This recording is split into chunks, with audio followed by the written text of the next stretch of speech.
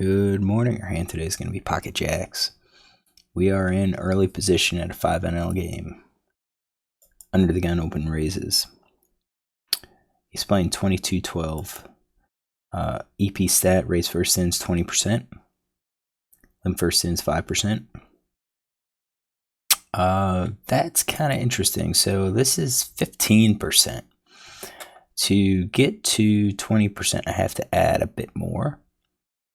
Like adding an offsuit or a bunch of suited hands, but he is under the gun, so I'm gonna tighten him up a bit. I think maybe suited aces could be a limp. I think some of these pocket pairs could be a limp too. I do have notes on him because I've played with him. It says didn't 3-bet under the gun, raise first in with ace king clubs from the hijack. So he didn't raise ace king from the hijack. Didn't 4-bet on button versus hijack 3-bet with kings. He called flop turn. So he had overpairs and just called. Didn't really show a huge amount of aggression. 3-bet range, 4-bet range is kings plus eights. So occasionally he could do it, but I think we're looking at a decent range right here. So what do? We've got 3-bet. We've got a 3-better call. So 3-better call. I think we could raise all of these. I think he's going to have some hands that he's going to fold. Or he probably does have hands that he will fold. He folds, 47% versus a 3-bet. So we're going to 3-bet here to 10. I think that's suitable. Villain calls. He calls instead of 4-betting, so I'm going to discount aces. I'm going to discount kings. And I'm going to discount ace-king. I'm going to say some of the times I think he would 4-bet those. Maybe not the aces. The ace-king. I think he's getting rid of those. I think he's probably getting rid of those. Probably getting rid of these connectors. Maybe keeping that, something like that. I'll leave all of the pocket pairs in here. So we go to a flop. King 9-2, 2 spades. I'm going to assume villain's going to check. He does donk 3%. This could be a board that he donks. He could donk king low card, but I don't think he has any hands that would allow him to donk here. So, if we just look at his range here, he doesn't really have any like top pair weak kicker hands. Yeah, maybe he could donk 10s, jacks, queens, but I think it's probably more like a check call for him. So it's on us. What do? I think we have a slightly better range here. Kings could definitely give us trips. I think we can bet. I think we probably should be betting here. We are somewhat deep. We've got 95 big blinds. That's our effective stacks. Kind of feel like we're going to be betting all of those. We're going to be betting our flush draw, our gut shots. Probably a 2-card backdoor flush draws as well. Some of those are definitely value. Some of them are bluffs. We do have some no-made hands here with like ace queen, ace jack, queen jack. The problem I see with ace queen and ace jack is if I have those, it's less likely that he has ace queen or ace king. Just basically that he has an ace. So. And if I have queen jack, it's less likely that he's going to have a queen or a jack in his hand. So it kind of makes it more likely that he might have a king. He can have those pocket pairs though. So that's the other thing to consider. But I think we can bet flush draw or gut shots, 2-card backdoor flush draws. I think we're betting all of those. And then we're kind of using 10s, jacks, queens, somewhat value, somewhat bluff. With the idea that if called, we're going to probably be checking those. Possibly continue with our flush draws. So what do? I bet. Is half pot appropriate? Pot's getting big. We do have the jack of spades, so we block some of the flushes. We could probably bet 7 and still get the job done. So I bet he calls. So what is he calling with? I'm going to call it. I don't think he's raising. So I'm saying top pair plus. Probably calling those. I think I had said he was going to call those. I don't think he's going to call with any of those. I think he's calling with a flush draw. Probably not gut shot.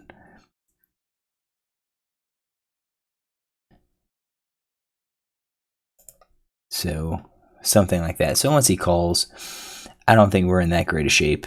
Yeah, we may be able to get him to fold queens, but I don't think we're in that good a shape once he calls. This just board, this hits my range for him to call. It's suspicious. I think we're probably beat at this point. So King of Diamonds comes out. That's a little bit of good news because it means it's less likely the villain 6 has a king, so it's making it make him more like having a queen or possibly a flush draw. You know, he can have ace queen with the spades. So he checks, no big surprise. I check behind. I think that's probably good. I think on a board like this, we are probably going to be betting our 3 of a kind plus, our full house, our quads, and then we're going to be adding in, our draws. We don't have a huge number of draws here. So because of that, we're not going to be betting all of them.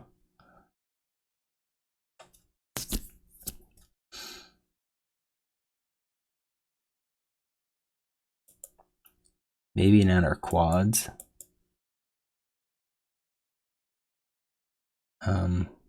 Maybe not even our full house. We've got 9s already. Would we do it with all of our ace kings?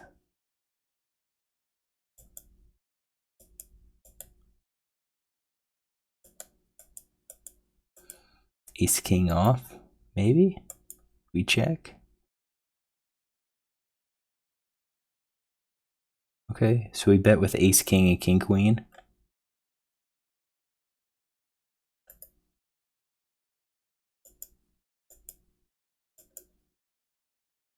I think that's a little bit better. We bet with ace king because we probably have it locked. I think that's probably better. So we checked.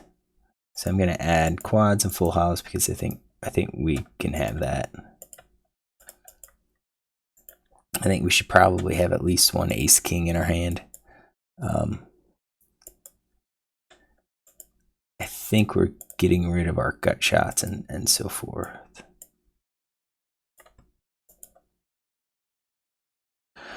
Although with that king and the chance that he has a king, maybe we just check 100% here.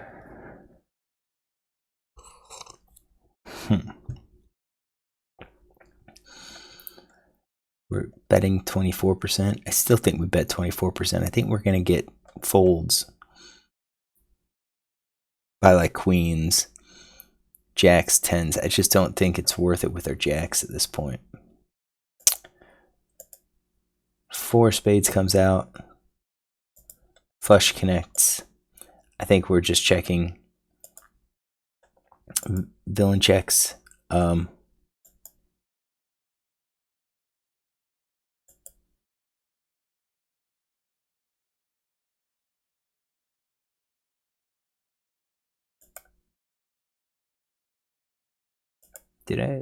Was I doing the right guy? That's mine. No, he's got 100%. That guy's got 100%.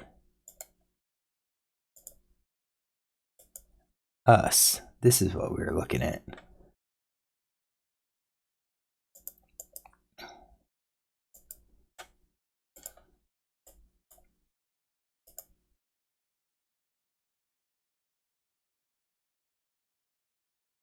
Overpair is probably still a bet.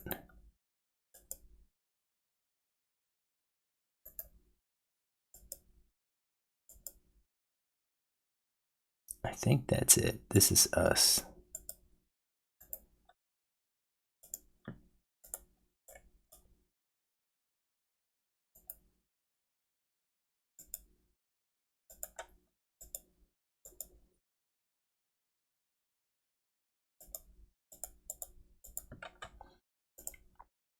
So we checked.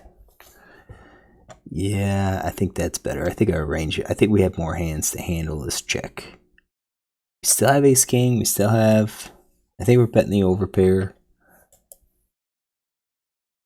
The overpair kind of becomes a bluff. But maybe the overpair is a check.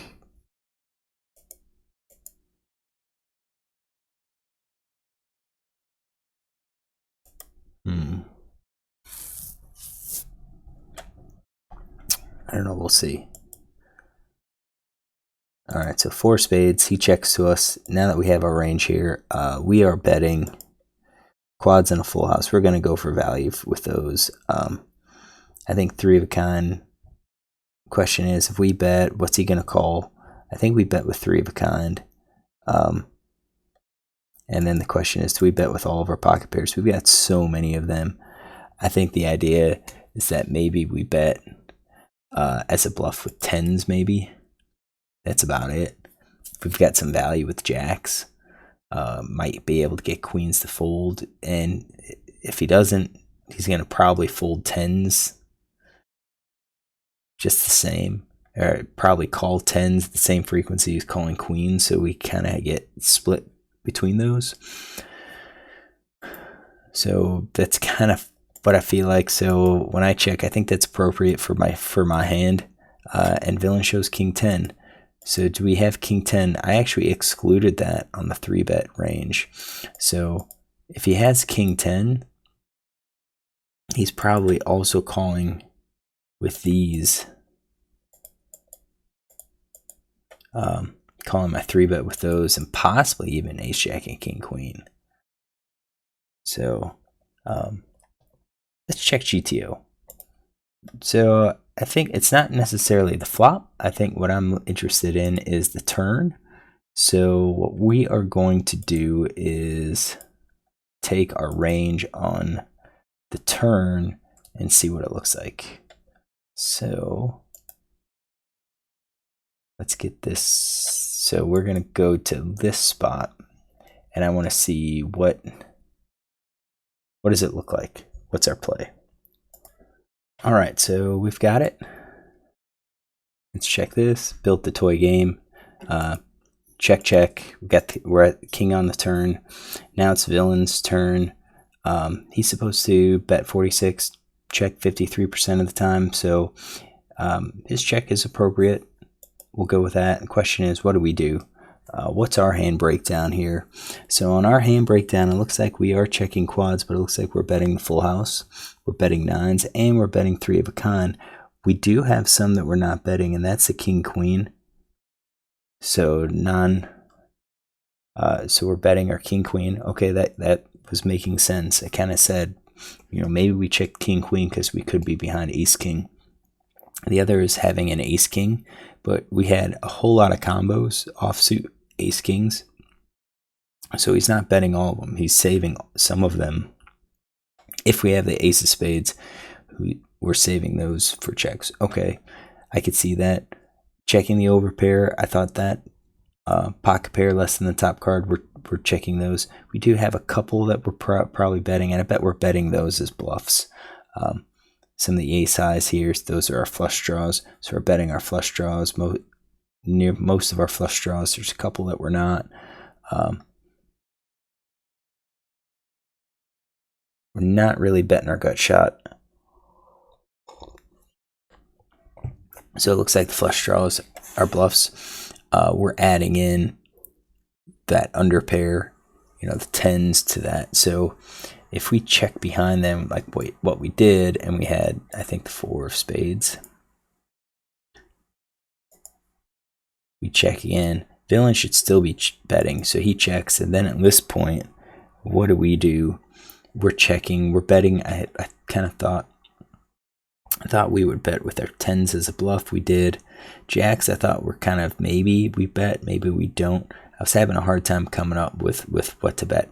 Aces is a check, so I think that's where we toss in, or we remove aces from our betting range. We have less bluffs we need, so I think it falls in line with everything else. So I'm glad how I played this. I think I played it okay. I lost the hand because he had king 10. Didn't have king 10 necessarily in his range, but it could have been a king jack, king queen hand, just the same. So we learn. Really interesting about those over pairs. Really interesting. That king queen I think is interesting. Not to bet with trips with the queen kicker, but bet instead with ace king, check behind with king queen. Use that as our you could say bluff catchers, maybe. Because if we check behind, some villains will bomb the river. All right, so hopefully you enjoy this, and if you do, look tomorrow for another one.